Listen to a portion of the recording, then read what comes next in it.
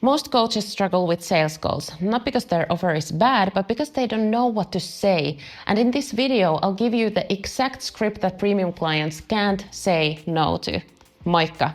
I'm Marianne, and I've gone from a burnt-out business degree graduate and taken what I've learned and built a real business that generates 6 figures a month for myself and my family. And I'm on a mission to help 1 million women to become too rich to care. So if you've ever felt like selling is exhausting, unpredictable, or just plain frustrating, this is going to change everything for you. So here's what I've learned why sales calls feel so awkward for so many experts in their field, coaches and consultants. Because you love what you do, but asking for money makes you uncomfortable because you are just there to help people.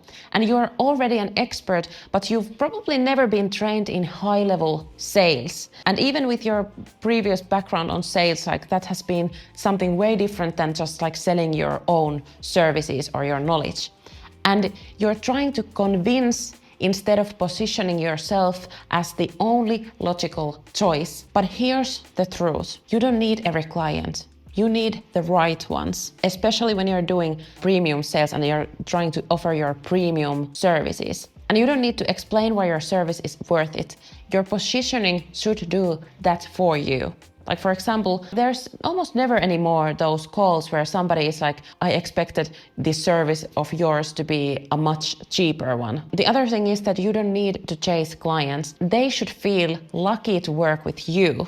Like, wouldn't that be nice for you? Because the moment you step into that mindset, everything changes. And before we go to the script, the 3 biggest mistakes I see killing all the conversations and conversions. So the first mistake is talking too much instead of leading. And in those sales conversations, it should be that the one asking the questions controls the conversation. If you're explaining, convincing, or trying to prove your value, you have already lost. You are the buyer, not the seller, because you're trying to see if this person is actually even a great fit to your program. But if you're desperately there trying to convince them to buy from you, it is the client who is going to make the choice if they will purchase or not. And of course that is at the end of the day, but the dynamic there should be that you are the buyer and not the seller, you know. And I failed sometimes also myself. And typically it happens when I give away so much free advice that the client is left thinking that they could do it alone. And this happened to me, like I still have this one person in my mind because a year later, they still hadn't solved their problem, but they did end up paying for someone else a premium fee for a worse solution.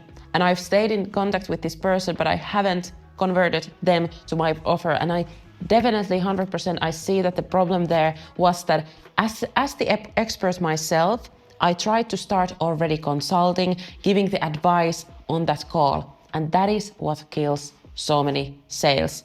So the lesson learned is there that people don't pay for information, they pay for transformation. And the transformation is only happening inside your paid offer. So the second mistake is not asking the right questions, because your job is not to sell, it is to diagnose. I always like to feel that like you are the doctor who is there to trying to diagnose and then giving the medicine for the right problem that the client is having. So before you even talk about your offer and give the price, they need to feel the cost of inaction. And how do you do this? It happens with these high impact questions like, how long have you been struggling with this? Or like, what has this cost to you, like financially, emotionally, in lost opportunities?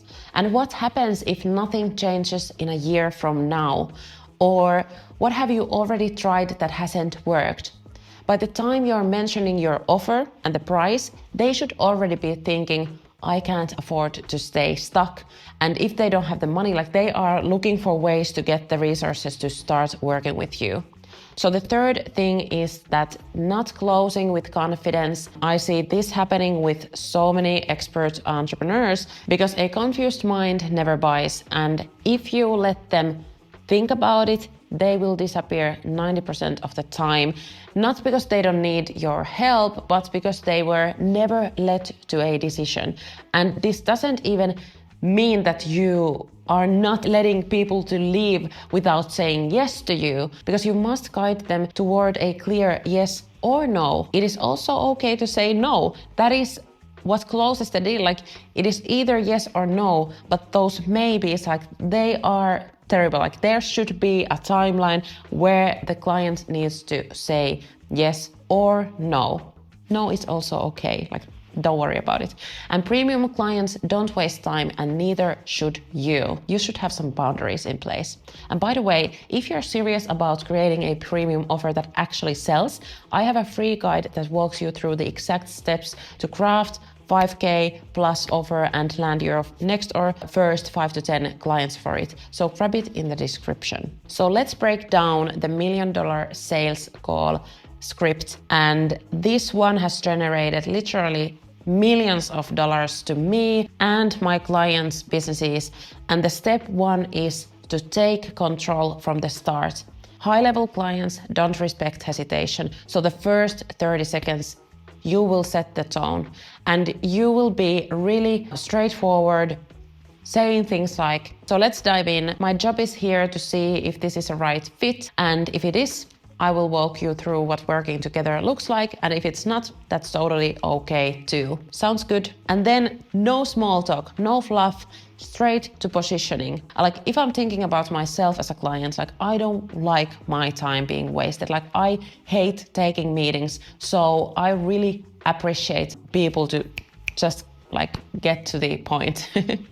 And the second step is to build trust and uncover pain points. So every call typically starts with a question like, what made you book this call today? Or like, what motivated you to come to this call? Let them verbalize their problem. People buy when they feel understood, not when they understand you, and there is a difference. So first you start by clarifying the purpose of the call, and then you are going to figure out what are they struggling with.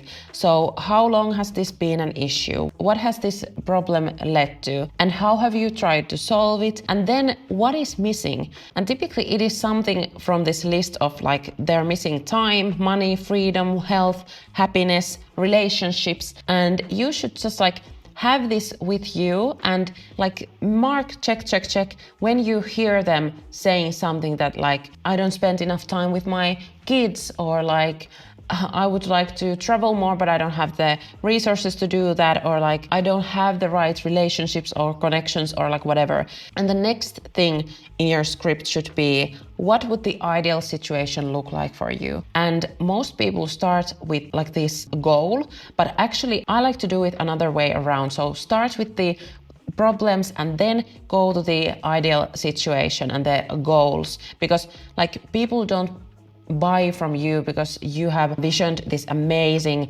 goal and opportunity for them, but they buy because they see that you can solve their problem. So that is why I would spend a much longer time going through the problems rather than describing the goal and the dream scenario. What would change if you solve this, and what is the cost of inaction? Like you can even ask that. You can come up with more like suitable ways to ask it from your own ideal client. And also, what happens if you don't make the decision now, and why now? Like that is also a good thing. Like I've even added this question of like, do you have the time also to do this right now? Because when you're asking this before you are giving them the price, then you have already overcome the really common objection that, well, I don't have the time right now to do this. And I would say that asking that before giving the price is a really good thing to do, and it works really well. So after you have asked several questions to make sure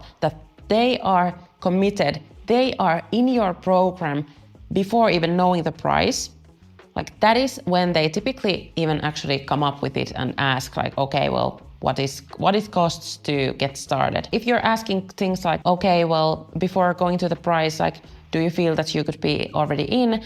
If they are hesitating, don't pitch. Like it's not worth it. That is when the sales become uncomfortable, because when you are pitching to a client who is still hesitating and they are not sure if this is a right fit for them, like you shouldn't pitch them anything at all. So keep diagnosing, and then when you go to the price, just give them the price and stay silent for a while. Like really hold that silence there, because that is really what makes magic happen. Because Like it feels so weird if somebody gives you the price and then starts explaining even more. Let them really like sit with it, with the price. And you should definitely make the investment feel like the next logical step. So instead of saying that my program is $10,000, say that, hey, after talking with you and walking you through this process, like I'm really confident that I can take you from A to B.